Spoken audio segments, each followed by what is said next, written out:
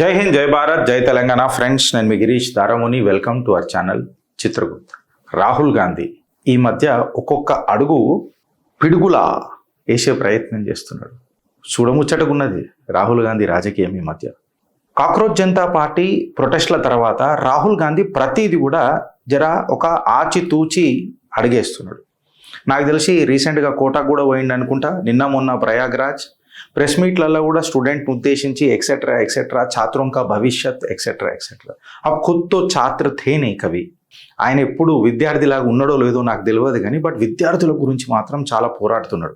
ఏదైతే భారతీయ జనతా పార్టీ బలం ఉండే చూడు, బలగమై ఓటేసిరు చూడు, దాన్ని ఎట్టి పరిస్థితుల్లో విచ్ఛిన్నం చేయాలా, ఒక పబ్లిక్ పర్సెప్షన్ కూసబెట్టాలా, క్రౌడ్ని కనెక్ట్ కావాలా. తెల్ల షర్ట్ ఇడిచేసిండు, టీ షర్టు కొత్త షర్ట్ వేసిండు. కాకపోతే ఏం మాట్లాడిండు అనేది చూద్దాం. ఆ థంబ్నెయిల్స్ కూడా చూడముచ్చటగా దర్ద్ దౌలత్, ఇంకోటి ఏం రాసిండు, దర్ద్ డేటా దౌలత్ కా హిసాబ్ అని చెప్పి మాట్లాడిండు. బట్ దాన్ని కొంచెం రీఫ్రేజ్ చేద్దాం. రాहुल गांधी, दर्द दौलत डेटा का हिसाब. जब मैं ये बात कर रहा हूं तो you need to answer me Rahul भाई कि what is the problem, where and whose, what is the perception and who has to submit the proof అనేది ఒక పెద్ద క్వశ్చన్ వస్తుంది.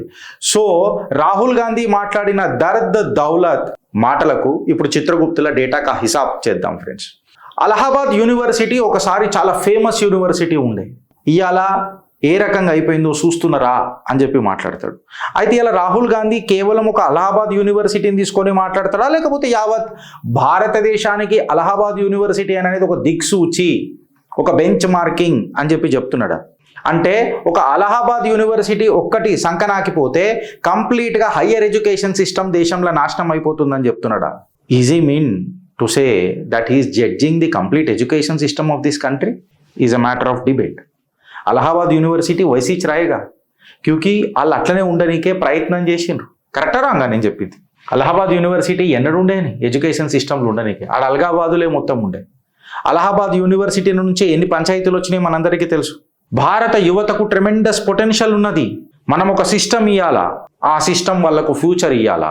మనం అది ఇవ్వలేకపోతున్నాం, ఆ సిస్టమ్ ఇవ్వలేకపోతున్నాం, వాళ్ళ ఫ్యూచర్ని దెబ్బతీస్తున్నాం అని చెప్పి చెప్తారు. ఇప్పుడు రాహుల్ గాంధీ మాట్లాడిన మాటలల్లో unemployment, job quality, genuine concerns అన్న డౌట్ లేదు. బట్ ఇండియా ఖచ్చితంగా ఆపర్చునిటీస్ని ఎక్స్పాండ్ చేస్తుంది. టెక్నాలజీ, స్టార్టప్స్, మ్యానుఫ్యాక్చరింగ్ అండ్ సర్వీసెస్లా అగ్రగామవుతుంది, ముందడుగేస్తున్నది. చైనా ఇవన్నీ ముందు కలగన్నది కాదని అంటలేను. వాళ్ళ వెనకటికి మీ ప్రభుత్వాలే ఉండే, కలగనలేదు కాబట్టి, కకృతి ఎక్కువ ఉండే కాబట్టి కాంగ్రెస్కి ఇవాళ దేశానికి ప్రోగ్రెస్ లేకుండా పోయింది. నేనేమని అడుగుతున్నానంటే, choice of great versus everything should be great or failed అని చెప్పి మీరు మాట్లాడతారు కదా. నేనేమని అడుగుతున్నా అంటే, ఇంట్లో నువ్వు బెంచ్ మార్కింగ్ ఏమేమి తీసుకున్నావు? How do you say that the system కామీ నై కర్రా, సిస్టమ్ ఎట్లా వర్కే చేస్తలేదు అని చెప్పడానికి నువ్వేమైనా జాబులను మెజర్ చేసినావా? ఏదైనా వేతనాలను తీసుకున్నావా? స్కిల్స్ అండ్ ఆపర్చునిటీస్ సపరేట్గా ఏమైనా డిస్కస్ చేయగలిగినవా? హలో ముచ్చట్లు తప్ప. ఇంకొక ముచ్చట ఏమైనా మాట్లాడతాడు రాహుల్ గాంధీ అని చెప్పి మనం అందరం మాట్లాడితే ఫ్రెండ్స్, ఇక్కడ అర్థం చేసుకోవాల్సింది ఏంటంటే, యువత బిజినెస్ చేసే ఎంటర్‌ప్రెన్యూర్‌షిప్ స్కిల్స్ ఇవి డిసపియర్ అయిపోతున్నాయి అని చెప్పి చెప్తాడు. మజా ఆయా ఆ బాతా సునో అని చెప్పి గిరీష్ మాట్లాడతాడు చిత్రగుప్తుడు. ఎందుకు తెలుసా? కవితో హైదరాబాద్ దునియా మొత్తం తినేది పులిహోరరా నాయన, కేవలం అసలైన సీసలైన బిర్యానీ నీకు హైదరాబాద్లో దొరుకుతుంది. అసలు బిర్యానీ కానా హైతో హైదరాబాద్కు ఆవ్ అని చెప్పి కేడెన్ శర్మ ఒక పాట ఉంటుంది. తో స్టార్టప్ ఈకో సిస్టమ్ తెలవాలనంటే కవి హైదరాబాద్కు ఆవ్, టీ హబ్ మే బయటో. టీ హబ్కి వచ్చిన తర్వాత ఉదర్ బాజు మే నీలఫర్ చాయ్ పీకే డిస్కస్ కరింగే ఈకో సిస్టమ్ ఎట్లున్నది, స్టార్టప్ ఈకో సిస్టమ్ అని అనేది. ఇవాళ ఈ స్టార్టప్ ఈకో సిస్టమ్ అని అనేది కేవలం పెద్ద పెద్ద సిటీలకే కాకుండా, మెట్రోస్కే కాకుండా టైర్ 1, టైర్ 2, టైర్ 3 సిటీస్లకు కూడా ఎక్స్పాండ్ అయింది. ఎంటర్‌ప్రెన్యూర్‌షిప్ డిసపియరింగ్ అవుతున్నది అని చెప్తున్నారు కదా మీరు. స్టార్టప్ యాక్టివిటీ అనేది జాగ్రఫికల్గా ఎక్స్పాండ్ అవుతున్నది. సహిమే గిరీష్ స్క్రిప్ట్ రైటర్ అయిన ఉంటే ఎవరికి, రాహుల్ గాంధీకి నేనేమని అడుగుతుండే అంటే, టఫర్ క్వశ్చన్ ఏముంటుండే అంటే, ఎస్ ఈ స్టార్టప్లు సస్టైనబుల్ ఎంప్లాయ్మెంట్ ఎంత ఇచ్చినాయి? కరెక్ట్ క్వశ్చన్ అవుతుండే. डेटा का हिसाब चित्रगुप्त से बढ़कर आप नहीं पूछ सकते राहुल भाई, ये आपका दायित्व नहीं है. ఈడికి ఆగిపోయిందా? ఈడికి ఆగలే. ఇప్పుడు చూడు, ఇంకొక ముచ్చట ఏమని మాట్లాడతారంటే, విద్యార్థులకు ఫైనాన్షియల్ సపోర్ట్ లేదంట హయ్యర్ ఎడ్యుకేషన్కి. నాకు కొంచెం హాజ్మోలా తిన్నాక కూడా హజం అయితే లేదు. Education loans, government backup schemes, collateral fee financing schemes ఇవన్నీ మల్టీఫోల్డ్గా ఎక్స్పాండ్ అయినాయి. రాహుల్ గాంధీ మల్టీఫోల్డ్గా ఎక్స్పాండ్ అయినాయి. ఇవాళ అభిజిత్ దిప్కే గారు కూడా బయటికి పోయిందంటే ఎట్లా పోయిందని అనేది వాడు క్లారిటీ చెప్పాలా. మీ సర్కారు ఉన్నప్పుడు వాడు రోడ్ల మీద ఆమ్ ఆద్మీ పార్టీకి మెమ్మీలు స్కెచ్ చేసుకుంటూ కూర్చున్నాడు. అదే భారతీయ జనతా పార్టీ వచ్చిన తర్వాత వాడు లోన్ తీసుకొని పోయిండా, మళ్ళీ ఏందో వాళ్ళ అయ్యా చెప్పాలా. వాళ్ళ అయ్యా చెప్పాలా, ఆడి చెప్పాలా, లేకపోతే ఆడికి సమర్థిస్తున్నా మీరు చెప్పాలా. నీ కరెక్ట్ క్వశ్చన్ ఏముంటుంది అంటే, ఇస్తున్న సపోర్ట్ ఏదైతే ప్రభుత్వం తరఫు నుంచి వస్తుంది చూడు, అది సఫిషియెంట్గా ఉన్నదా, నిజంగానే విద్యార్థులకు యాక్సెసబుల్ ఉన్నదా అని అనేది చెప్పాలి. ఇంకో ముచ్చట రాహుల్ గాంధీ గారు మాట్లాడుకుంటే ఏమని అంటారంటే, పేపర్ లీక్ల గురించి మాట్లాడతాడు. ఎగ్జామినేషన్ సిస్టమే ఫెయిల్ అయింది అని చెప్పి చెప్తాడు. అన్డౌటెడ్లీ నీకంటే ముందు మాట్లాడింది మేము. ఇది గుర్తుపెట్టుకో రాహుల్ భాయ్, మీకు అర్థమవుతుందా. इस दिन और आज कल परसों प्रयागराज गए थे, इससे पहले शायद कोटा गए थे, लेकिन उससे पहले चित्रगुप्त में हम YouTube का माध्यम से छात्र के जिंदगी पर चर्चा की. ఇవాళ పేపర్ లీక్స్ అనేది సీరియస్ విషయం, అందులో డౌటే లేదు. దానికి అత్యంత ఉరిశిక్ష చేసినా తప్పు లేదు, పోరల జీవితాంతో ఆడుకుంటే. బట్ ఎంటైర్ ఎగ్జామినేషన్ సిస్టమే ఫెయిల్ అయింది అనేది తప్పు. ఎందుకు చెప్పాలా, నీ హయాంలా, కాంగ్రెస్ హయాంలా పోరల బతికెట్లు ఉంటుండే తెలుసా. వాడు ఇక్కడ ఎంసెట్ రాస్తుంటే, వాడు అక్కడ పోయి ఇంకోటి కేసెట్ రాస్తుండే, ఇంకొక దగ్గరికి పోయి టీసెట్ రాస్తుండే, జిప్మర్ రాస్తుండే, రూర్కీ రాస్తుండే, ఐఐటి రాస్తుండే. అట్లా మెడికల్ ఎగ్జామ్స్కి ఎన్నో టెస్టులు ఉంటాయి. అరే ఈ ఎగ్జామ్ కూడా రాసి ఉంటే మంచిగా ఉండు కదా అని చెప్పి ఒక అవకాశం ఉండే. ఇప్పుడు ఒకటే ఎగ్జామినేషన్ అన్నిటికీ వనుకొస్తుంది. సో స్టూడెంట్ ప్రతిసారి ప్రతి దగ్గర ప్రిపరేషన్ చేయాల్సిన అవసరం లేదు. ఎస్, దీనివల్ల కొన్ని నష్టాలు కూడా కదా. పేపర్ లీక్ అయిందని అంటే మొత్తం భవిష్యత్తు నష్టం అవుతుంది పోరలేదు, కాదని అంటలేదు. బట్ ఒకసారి ఇమాజిన్ చేయి, వాడు ప్రతి దగ్గర ఫీజు కట్టాలా, ప్రతి దగ్గర పోయి, ఇప్పుడు నేను కేసెట్ రాయాలంటే కర్ణాటక పోవాలి, టీసెట్ రాయాలంటే తమిళనాడు పోవాలి, ఎంసెట్ రాయాలంటే తెలంగాణ ఆంధ్రాకి రావాలి. జస్ట్ ఇమాజిన్ చేయరు. ఇవన్నీ ఒక సెంటర్ మీదకి తీసుకొచ్చిండ్రు. భారత్ సర్కార్కి నేను అభినందన తెలుపుతా. పేపర్లు లీక్ అయినందుకు పాతాళానికి కూడా దొక్కాలి. ఏడ తప్పుంటాడో మాట్లాడాలా క్లియర్ కట్గా.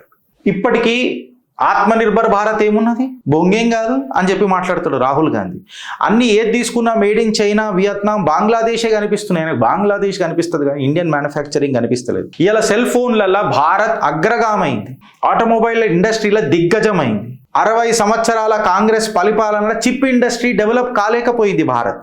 నివేడియా అనే కంపెనీ వచ్చి పెడితే కూడా మనం సంక నాకనికి రెడీ ఉండేది తప్ప, మనము సంకలు గుద్దుకొని చిప్ ఇండస్ట్రీలా తోపులం అయిదామని చెప్పి అనడంలో we have been always a dependent market. Rahul Gandhi when it comes to manufacturing or Atmanirbhar Bharat ఒకసారి గుర్తుపెట్టుకోవాల్సింది ఏంటి తెలుసా, కాంపోనెంట్స్ బయటికేం తీసుకొచ్చి ఇక్కడ తయారు చేయాలని అంటే బయటికేం తెచ్చుకున్న దానికంటే ఎక్కువ ఖర్చు అవుతుండే. మళ్ళీ మీ పాలసీ ఏముండే, మీరు ఏం వాల్యూ అడిషన్ చేసిండ్రు మీకు సత్తా ఇస్తే అనేది ఒక పెద్ద question. Who failed, why China dominated or Vietnam dominated or Bangladesh dominated is a matter of debate which Congress should answer. Congress answer చేయాలి బ్రదర్. మాట్లాడదాం. జిఎస్టీ బిజినెస్లను డ్యామేజ్ చేసేసిందట. సరే, రాహుల్ గాంధీకి ఒకసారి మద్దతు తెలుపుదాం. జిఎస్టీ అనేది కొంచెం కంప్లయన్స్ని డిఫికల్ట్ చేసింది, నేను కాదని అన్నాను. ఎవరికి, ఎస్పెషలీ స్మాలర్ బిజినెస్లకు. బట్ అట్లా అని చెప్పి వేసుకునే పారాగాన్ చెప్పలకి, మర్సిడీస్ బెంజ్కి ఒకటే జిఎస్టీ పెడతారా సార్ మీరు? తినే బిస్కెట్ ప్యాకెట్కి, ఉప్పు బిస్కెట్ ప్యాకెట్కి, ఆడి కార్కి, బిఎండబ్ల్యూ కార్కి ఒకటే జిఎస్టీ పెడతారా అండి? నేను ఒప్పుకుంటా, స్మాలర్ బిజినెస్కి జిఎస్టీ కంప్లైన్స్ అనేది ఇష్యూ అయింది, కాదని అంటలేను. బట్ ఇండైరెక్ట్ టాక్సేషన్ని ఎంత ఎక్స్పాండ్ చేసింది, ఎంత యూనిఫైడ్ చేసింది, ఎకానమీని ఎంత ఫార్మలైజ్ చేసింది అని ఒక్కనాడనని నోట్లకైనా మంచి మాట ఎందుకు రాదు?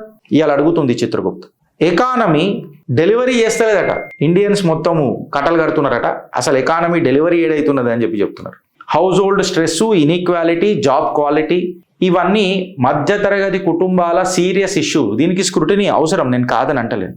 బట్ నీ దగ్గర సబ్స్టాన్షియల్ ఎకనామిక్ గ్రోత్ కనబడతలేదా? నువ్వు ఫ్యాక్ట్స్ ఎప్పుడైనా చెక్ చేసుకున్నావా? మిడిల్ క్లాస్ ఇన్కమ్ ఏ రకంగా పెరిగింది, ఏ రకంగా పోతుంది? ఇంటర్నేషనల్ మానిటరీ ఫండ్ ఏం మాట్లాడుతుంది నువ్వు చూస్తలేవా? ఫ్యామిలీ స్ట్రెస్ ఇవన్నీ పెరిగిపోతుంది, వీళ్ళు బతకనిస్తలేరు, కేవలం రీళ్లు చేసుకొని బతుకమంటున్నాడు ప్రధానమంత్రి అని చెప్పి చెప్తున్నారు కదా. ఇవాళ అదే రీళ్లలో మీరు పోజులు ఇస్తున్నారు కదా. ఇవాళ ఇన్స్టాగ్రామ్ని ఒక సూడో కాంగ్రెస్ ఎలక్షన్ కమిషన్ తయారు చేశారు కదా మీరు. నేను ఇలా ఒకటే క్వశ్చన్ అడుగుతున్నా కాంగ్రెస్ పార్టీకి ఏందనంటే, మధ్యతరగతి కుటుంబాలు ఏం సంపాదిస్తలేవు, పైకి పోతలేదు, రైజ్ అయితలేవు అని అంటే GDP is a part of middle class income, right?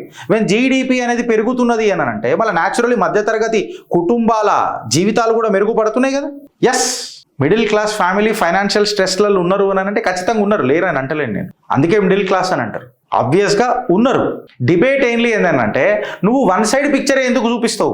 ఇప్పుడు జీడిపి అని అంటే ఖచ్చితంగా అందరు కలిసి గ్రో అయితేనే కదా జీడిపి గ్రో అవుతుంది దేశానికి. ఇప్పుడు ఇంకో మాట ఏం మాట్లాడతారంటే పోర్ట్స్, ఎయిర్పోర్ట్స్, అన్ని బిజినెస్లు కేవలం ఇద్దరు వ్యక్తులకు అంటగట్టేస్తున్నాడు, లీజ్ ఇచ్చేస్తున్నాడు అని చెప్పి మాట్లాడతాడు. మళ్ళీ నువ్వు పెట్టుబడి పెట్టరాదు, నీ బావకి ఇవ్వాలా? మళ్ళీ ప్రియాంక వాడ్రా గాంధీ గారి భర్త రాబర్ట్ వాద్రాకి ఇవ్వాలా? ఆయనకి ఇస్తేనే పెట్టుబడి అనేది సార్థికత అవుతుందా? అదే కరెక్టా? అదే సత్యమా? సేలు, లీజు, కన్సెషను, మానిటైజేషను, ప్రైవేట్ ఆపరైజేషను, ఇవన్నీ different modes, models. Private participation అనేది డైరెక్ట్ గా గవర్నమెంట్ యొక్క, ఇప్పుడు ఎల్ఐసియే తీసుకుందాం, ఈయన మాట్లాడతాడు. ఎల్ఐసి మొత్తం అమ్మేసింది. రాహుల్ గాంధీ డిబేట్కి వద్దామా? చిత్రగుప్తుల డిబేట్కి వద్దామా? కూర్చొని మాట్లాడదామా? ఎవడు అమ్మిండు, ఎంత అమ్మిండు, ఎంత స్టేక్ అమ్మిండు, ఎన్ని రోజులకు అమ్మిండ్రు, ఇన్వెస్ట్మెంట్ రిస్క్ మళ్ళీ కాంగ్రెస్ హయాంలలో ఏముండే, ఎన్ని సబ్సిడీలు పోయినాయి, ట్యాక్స్ పేయర్ పైస ఏడు దాకా పోయింది, చర్చిద్దామా? డిబేట్కి రెడీయా? డేటా కా హిసాబ్ మేరా దర్ద్ ఆప్కే సువర్ణ పలుకులతోని చర్చిద్దామా? ఇండియాస్ యొక్క డిజిటల్ ఫ్యూచర్ ఉంటుంది కదా, ఈ డిజిటల్ ఫ్యూచర్ మొత్తము గూగుల్, మెటా డామినేట్ చేస్తుందట. 14 సంవత్సరాల నుంచి మోడీ గడి వీకెండ్ ఒప్పుకుందాం, చలో ఫస్ట్ టైం నేను నీకు సపోర్ట్ చేస్తున్నా. 14 సంవత్సరాల నుంచి 13 సంవత్సరాల నుంచి మోడీ ఏం చేయలే, గడి వీకెండ్. మళ్ళీ నువ్వు 60 సంవత్సరాలు ఏం వీకినావు? నువ్వు ఉన్నప్పుడే కదా గూగుల్ ఉండే, నువ్వు ఉన్నప్పుడు కూడా మెటా ఉండే, ఫేస్బుక్ ఉండే కదా, మళ్ళీ గడి వీకినవా? ఎందుకు తయారు చేయలేకపోయినా ఒక ప్రత్యామ్నాయం అనేది? ఇవాళ కేవలం నువ్వు ఈ సర్కార్ మీద నూపుతున్నావు. ఈ సర్కార్కి కూడా మేము అన్నాం, మెటా అంత డెవలప్ అయింది అని అంటే నువ్వు ఒక ఆల్టర్నేటివ్ ప్లాట్ఫామ్ ఎందుకు తయారు చేయలేకపోయినావు చైనా లాగా అన్నాం. But higher criticism comes or accountability is more on Congress. కరెక్టా రాంగా భాయ్ నేను మాట్లాడుతుంది? రాహుల్ భాయ్ బతాయి. తో క్వశ్చన్ ఈస్, రాహుల్ భాయ్ ప్రాబ్లం ఏంది, ఆ ప్రాబ్లంకి ఏం పర్సెప్షన్ ఉంది, ఆ పర్సెప్షన్లో డీప్ డైవ్ చేస్తే ఏం ఆధారాలు దొరుకుతున్నాయి, ప్రూఫ్ ఏ రకంగా కనిపిస్తుంది అంటే కాంగ్రెస్నే ఎల్లెత్తి చూపుతున్నాయి ప్రతిసారి. దాని తర్వాత మోడీ యూనివర్సిటీలను కంట్రోల్ చేస్తున్నాడు, బ్యూరోక్రసీని కంట్రోల్ చేస్తున్నాడు, మీడియాని కంట్రోల్ చేస్తున్నాడు, జ్యుడిషియరీని కంట్రోల్ చేస్తున్నాడు. ఎందుకంటే మీ నాయనమ్మ చేయలే ఎమర్జెన్సీ పెట్టినప్పుడు? చేయలే. మీడియా వాళ్ళని లోపలేసింది. ఆమె ప్రైమ్ మినిస్టర్ కూర్చి పోతుందంటే కూడా ప్రైమ్ మినిస్టర్ లేకుండా జడ్జిలను మార్చింది. వీళ్ళు ఇంకా అట్లా అంత దరిద్రాలు అయితే చేయలే. మీకంటే ఎక్కువ ఎవరికి ఏం తెలుసు ఈ సకథనం? మోహన్ జీ భగవత్, నరేంద్ర మోదీ ఇండియన్ ఇన్స్టిట్యూషనల్ ఈకో సిస్టమ్ని కంట్రోల్ చేస్తున్నారు, మొత్తం ఆర్ఎస్ఎస్ మనుషులనే వీసీల లాగా పెడుతున్నారు అని చెప్పి పెడితే మళ్ళీ మీ బావని అడిగి పెట్టాలా, మీ చెల్లెల్ని అడిగి పెట్టాలా, లేదా మీ అమ్మగారిని అడిగి పెట్టాలా, లేదా ఖార్గే గారిని అడిగి పెట్టాలా, ఎవరిని అడిగి పెట్టాలా? మీరు నాకు ఒక మాట చెప్పురు. వెనకటికి మీరు ఎలక్షన్ కమిషన్ అపాయింట్మెంట్ కూడా పెట్టలే, అది తీసుకొచ్చి వీళ్ళు పెడితే మీకెందుకు బగబగమంటుతుంది? వెనకటికి మీరు చెప్పిందే పెట్టిరు కదా డైరెక్ట్గా. వాళ్ళకు ప్రాసెస్ తీసుకొని వచ్చి వాళ్ళు చెప్పిందే పెడుతున్నారు. ఇండైరెక్ట్గా మీరు చేసింది వాళ్ళు చేసింది ఒకటే ఉండొచ్చు, కాదనంటారు, బట్ మీరు ప్రాసెస్ కూడా డిఫైన్ చేయలేదు కదా. మళ్ళీ అంత చక్కదనాలు ఉంటే ఆ రోజే ప్రాసెస్ డిఫైన్ చేస్తుంటే మోడీకి ఈ దుర్గతి పట్టకపోతుండే కదా, ఇవాళ మీకు కూడా ఈ దుస్థితి పట్టకపోతుండే కదా. మీరు ఆలోచిస్తలేరు రాహుల్ గాంధీ, అందుకే అనుభవిస్తున్నారు. సిస్టమ్ ఏ రకంగా భ్రష్టు పట్టిందంట అంటే విద్యార్థులు సూసైడ్ చేసుకుంటున్నారట. విద్యార్థులు సూసైడ్ ఎందుకు చేసుకుంటున్నారు అనే దాని మీద ప్రశ్న మీరు వేసుకోవాలి ఫస్ట్. ఒక విద్యార్థి అయితే ఒక విద్యార్థి యొక్క బాధలు మీకు తెలుస్తుంది. సంతోష్ నగర్ దగ్గర ఒక పెద్ద రిఫరెండం చేసిండ్రు, డిక్లరేషన్ చేసిండ్రు రేవంత్ రెడ్డి గారి అనుముల వారి సర్కార్ రానికి 2023లో. మళ్ళీ జూన్లో అది సంపన్నమైంది, మెచ్యూర్ అయింది. మళ్ళీ ఎన్ని ఉద్యోగాలు ఇచ్చిర్రు, ఏమి ఇచ్చిర్రు, విద్యార్థుల యొక్క భవిష్యత్ తెలంగాణలో ఏ రకంగా ఉంది, డిక్లరేషన్లు కింద మీద మాట్లాడి ఇవాళ డిక్లరేషన్లు చేసిన దురంధరులు ఇడికి వస్తలేరు తెలంగాణ. కానీ మీరు కూడా ఉన్నారు. భారత్కి ట్రెమెండస్ పొటెన్షియల్ ఉన్నది, ఇవన్నీ ఖచ్చితంగా ఉన్నాయి, లేవనని ఎవరన్నారు? నేను ఏమని అడుగుతున్నానంటే గవర్నెన్స్ ఫెయిల్యూర్ అని చెప్పి రాహుల్ గాంధీ మాట్లాడితే ఒక మెజరబుల్ ఫ్యాక్ట్ పెట్టండి, సో దట్ ఒక కంక్లూజన్ని మనం డ్రా చేసుకునేటట్టు. ఒక మెజరబుల్ ఫ్యాక్ట్ ఏడ ఎండ్ అవుతుంది, పొలిటికల్ ఇంటర్ప్రిటేషన్ ఏడ బిగిన్ అవుతుంది తెలుసుకోవాలని అంటే మీ దగ్గర ఆధారాలు పెట్టాలి కదా ఏడదాకా అయిందో అని. భారత యువత సిస్టమ్ని క్వశ్చన్ చేసే అంత అధికారం ఉంది అని చెప్పి మనం మాట్లాడతారు. ఎవరు? రాహుల్ గాంధీ గారు. అబ్సల్యూట్లీ కరెక్ట్, సపోర్ట్ కూడా కొడుతున్నాయి. సిస్టమ్ని క్వశ్చన్ చేయాలని అంటే కేవలం మోడీనే క్వశ్చన్ చేయాలా, లేదా కాంగ్రెస్ చేసిన హీన చరిత్రను కూడా క్వశ్చన్ చేయాలా? ఒకటి సంసారం, ఇంకొకటి వ్యభిచారం ఎట్లయితుంది అని చెప్పి నేను క్లియర్ కట్గా మిమ్మల్ని అడుగుతున్నాను. అడగాల్సిన విషయం ఏందని అంటే ఇక్కడ స్ట్రాంగ్ భారత్ కావాలని అంటే భారతీయ పౌరుడు 100% మోడీ బిలీవర్ ఉండొద్దు, అట్లా అని చెప్పి 100% రాహుల్ గాంధీ సమర్థకుడు ఉండొద్దు. సిచ్యువేషన్ని బట్టి ఏది న్యాయం, దేశానికి ఏది లాభం, దేశానికి ఏది నష్టం తెలుసుకొని నిజాన్ని నిర్భయంగా మాట్లాడి ప్రభుత్వాలను నిలదీసే వ్యక్తే అసలైన సిసలైన భారతీయ పౌరుడు. మీరు చేసింది ఏంది అని అంటే భారతీయులను జాతి మతాలుగా విడదీసి కొట్టిండ్రు. ఇలా భారతీయ జనతా పార్టీ ఏం చేస్తుందని పక్కకు పెడితే ఇప్పటికీ మీరు అదే చేస్తున్నారు కదా, కులగన, జాతి విభజన మాట్లాడేది మీరే కదా. జితనా ఆబాది ఉతనా హక్, ఇట్స్ అన్ ఎక్స్టెండెడ్ వర్జన్ అయిపోయింది ఇప్పుడు కాంగ్రెస్కి, భారతీయ జనతా పార్టీకి. అంతే, ఇంకేం లేదా. నేను ఎన్నోసార్లు అన్నా, కాంగ్రెస్ వాళ్ళు చెప్పారు ఈ బీజేపీ వాళ్ళు గదే చేస్తారని. సో స్ట్రాంగ్ భారత్ కావాలని అంటే నేను మోడీ బిలీవర్ని కావాల్సిన అవసరం లేదు. అట్లా అని చెప్పి రాహుల్ గాంధీకి సమర్థన కూడా ఇవ్వాల్సిన అవసరం కూడా నాకు లేదు. ఏది నిజమో ఏది అబద్ధమో ఆర్ ఏది ఆధారాలు లేని నిజమో నిర్భయంగా మాట్లాడితే సరిపోతుంది ఫ్రెండ్స్. ఎక్కడైతే డేటా ఎండ్ అవుతుందో ఆడనే కాంగ్రెస్ డ్రామా మొదలవుతుంది ఫ్రెండ్స్. భారత్ మాతాకి జై.